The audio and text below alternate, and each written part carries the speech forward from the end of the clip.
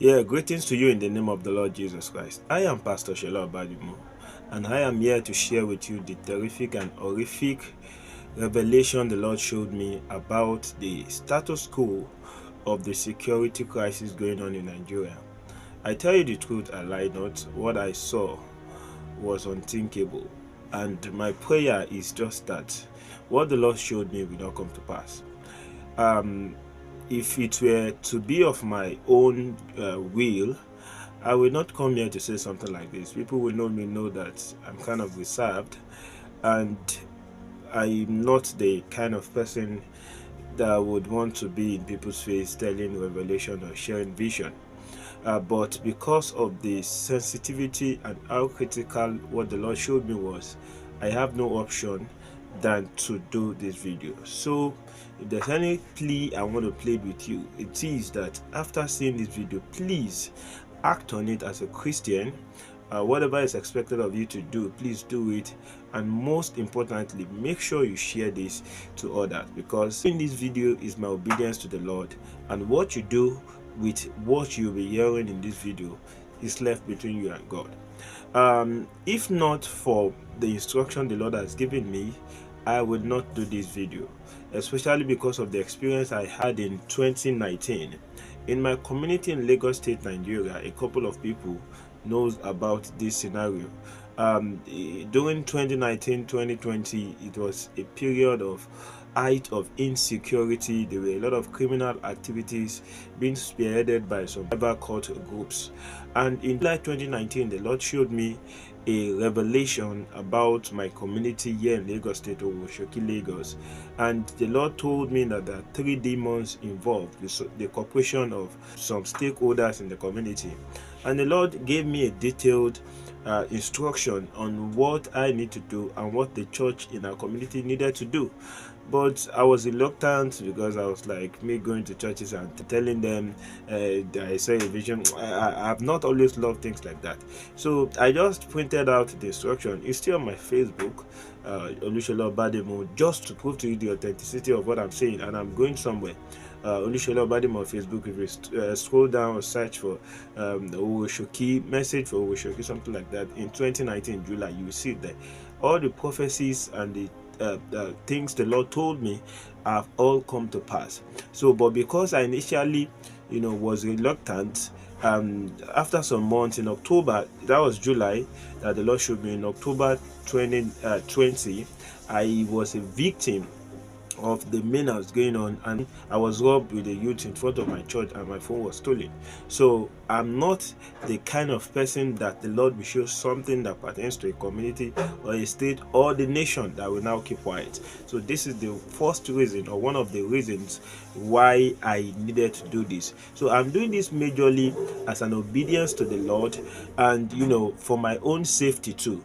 So I'm not really going to be perturbed or moved by whatever anybody see. Maybe some people will say, okay, I just wanted to jump on the trend, or I want to gain relevance. So I have no business with that. So I just needed to give that background for you to know one of the reasons why I am doing this. So what happened in the early hours of 25th of November 2025, I had a terrific vision about Nigeria. What I saw was so scary, such that the first 20 to 30 minutes after I gained consciousness, I couldn't move my body. So what did I see? I saw a place in Lagos State very close to the port area, the port where things are shifting into Nigeria and Lagos. So that's just the best way I can describe it. I saw this Islamic jihadists on bikes, and they surrounded the whole vicinity. They surrounded everywhere there, and they were announcing to the inhabitants of that vicinity that you are our captive. So there's no need for you guys trying to escape or trying to call on security or the government. You are already a captive. So just stay and do whatever we ask you to do, or you die. So, and I saw the inhabitants of those vicinity. They were afraid. They were scared. They were almost dead. They didn't know the next thing to do. And after that, I saw the leader of this Islamic Islamic jihadist group who came. They did a recording, a video, and it was as if he was addressing the nation that they are going to strike from this mapped out 5 strategic places, and he was with a board, this white marker board, and he wrote the plan they had on that board, that these are the 5 strategic places that we have mapped out, and from these places we are going to attack Nigeria, and once we attack from these 5 strategic places, Nigeria is captured. So immediately he made the announcement. There was no statement from the government, and there was no military intervention. So after that, the next thing I saw was that I was particularly made to see what was going on among the influential people, especially those living in the highlands, and I was made to see a particular family. In that family, I saw that there was a wealthy man, with his family members. He had 3 children, and the wife just newly put to bed. So the wife was with a new baby. So in the bid for the man to escape, to run out of the country, in order not to be caught in the web of this Islamic jihadists, because as at that time the whole nation was already in chaos, and those who had money, who could fly out or travel out of the country, they were doing that as fast as they could, in order for them not to be stopped or something, to halt way out of the country, for them to escape. So I saw this particular man, and he was in a haste. He was packing his belongings, his properties, the little things he needed, and he left his wife and kids. He left them because he said to himself, if I want to start plans to get my family members to go with me, probably these people are going to meet me and we all are going to be doomed. So instead of everyone being doomed, let me escape for myself, and maybe they will just find their way or something. So the man left, and when that happened, what I saw was terrific. I couldn't believe it. See, as far as the enemies of Nigeria are concerned, Nigeria is a captured country. I'm saying what the Lord showed me. It is left to us to believe, to dispute it, or to say, who is this small boy? Who is this one? That's not my own problem. Mine is to say what the Lord has shown me. As for those of us who are spiritual, if you're a Christian, especially those of us who are men of God, and we see spiritual things, when you are in a trance or you're in a vision or revelation, you just understand things. You just know this is what is happening. So in that vision, what I saw is Nigeria is already a captured nation. Is surrounded. What has been declared on Nigeria, it's just remaining some systematic processes and some finalization. So as far as the enemies of Nigeria are concerned, Nigeria is a captured state. So the only window Nigeria has is what is happening now, the attention and the cries from different parts of the world that genocide is happening in Nigeria, and that Nigeria, the government and president should act. And the Lord told me that if the pastors, the GOs, the church leaders in Nigeria, if they refuse to capitalize and leverage on this window, this may be the last. Woe to him that speak when the Lord has not spoken. I am not a prophet, but I am a child of God. So if the pastors, this is not the best time to keep quiet for everyone. This is not the best time to keep quiet. Let everybody speak. The Lord told me that the pastors, the GO, it's unfortunate, I don't know, but the Christian Association of Nigeria, PFN, this is the time for them to mount pressure. It's as if those in the diaspora, the Western world, they are even more concerned than we Nigerians ourselves. This is the time for everybody to speak up. This is the time for us to pray. This is the time for us to be united. This is the time for us to take action. This is the time for us to fast. Everything that should be done, this is the Kairos moment for us to do them, because it might be too late. It might be too late. So after that scenario was taken out of my sight, then the next thing I saw nations of the world, they were now watching the announcement of the Islamization of Nigeria. And I saw nations, especially people who had relatives, friends, families, colleagues in Nigeria, saying to themselves, so Nigeria is eventually Islamized, and we did everything to help Nigerians. But Nigerians themselves don't know the gravity of what was at stake. They didn't know the gravity of what was coming upon them. I saw them saying, we did everything to help Nigeria, but Nigeria wouldn't help themselves. They politicized everything. They had wrong political decisions. The Nigerians were playing politics, and the pastors, prosperity preachers, all of them disappeared. None of them was anywhere to be found. And I saw these nations of the world asking themselves, is it not the same Nigeria that sent big pastors, GOs to our nations, who revived our nations, who did revivals? So how come this is happening to Nigeria? And the whole world stood still and watched as Nigeria was declared an Islamic nation.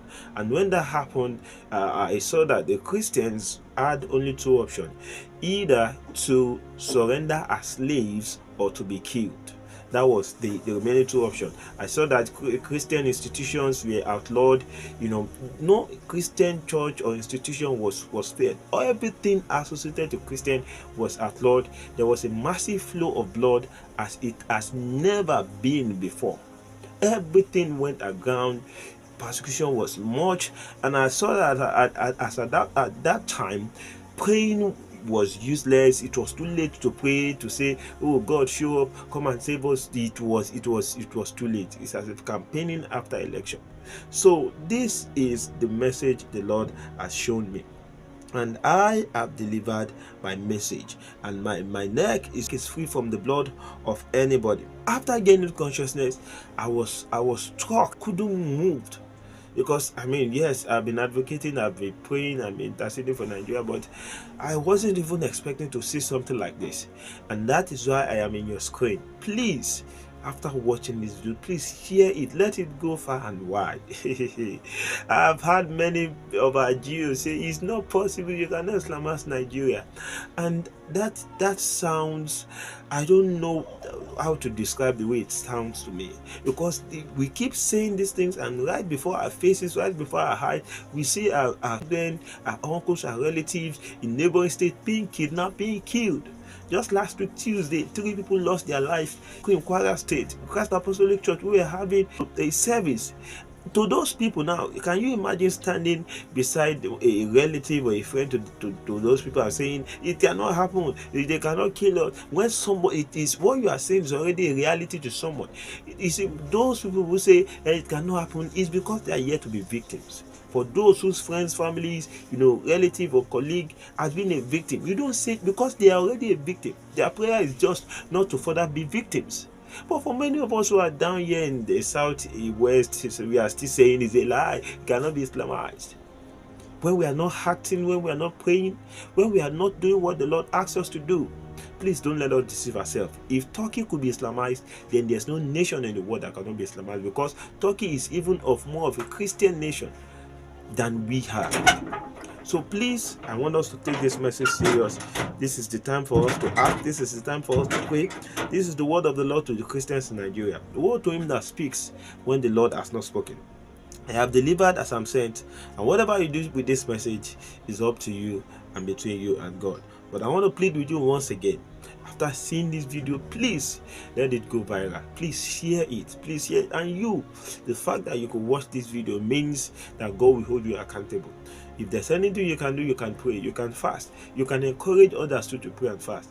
If you have connection, you are close to men of God, leaders, the general overseers and the like, please reach out to them. Ask them, what is the Lord saying? What are they doing? What steps should we take? We cannot all just keep quiet like this. We are surrounded. As far as the enemies of Nigeria are concerned, the plan is already a finished game. We just have this window as God's saving grace. Nigeria has been marked out for destruction, but I'm praying that the Lord of hosts, who has shown this revelation, who has shown this vision, mine will just be one out of the probably thousands that the Lord has shown, will deliver us, as long as we are ready to do the right thing. It says in the book of 2 Chronicles chapter 7 verse 14, if my people who are called by my name will humble themselves and will repent of their sin and will call upon me, it says, I will heal their land and I will restore them. So I pray that as we humble ourselves and take the right step, and not just being mouthful and shouting is a lie, it cannot happen, the Lord will have mercy on us, because our fathers left a thriving Nigeria for us, where where Christianity, could be practiced. And history will not be kind to us if all we will leave for our children is an Islamized Nigeria. We have nowhere to run to. Some others have some places to run to, but this is our land. This is where God has created us. And don't forget the prophetic destiny of Nigeria. Nigeria is the nation that the Lord is destined to use for end time revival. And that's why if you look at the map of Nigeria, it's like a gun and with a trigger to trigger revival to all ends of the world. And therefore the devil has made up his mind to also target and fight Nigeria. This is a spiritual battle. This is the battle for the soul and the destiny of Nigeria and for the end time agenda of God. And that is why we cannot trivialize this. So please, as you listen to this, do the right thing and the Lord will bless you. Let us hold Nigeria hopes in our prayer. But more than that, we need to repent and we need to act. We need to speak up. Let our leaders, let the fathers of faith, let our general overseers and all stakeholders, let them speak up. And the Lord will help us in Jesus' name. Thank you very much and God bless you. I am Shola Obademo. Bye for now.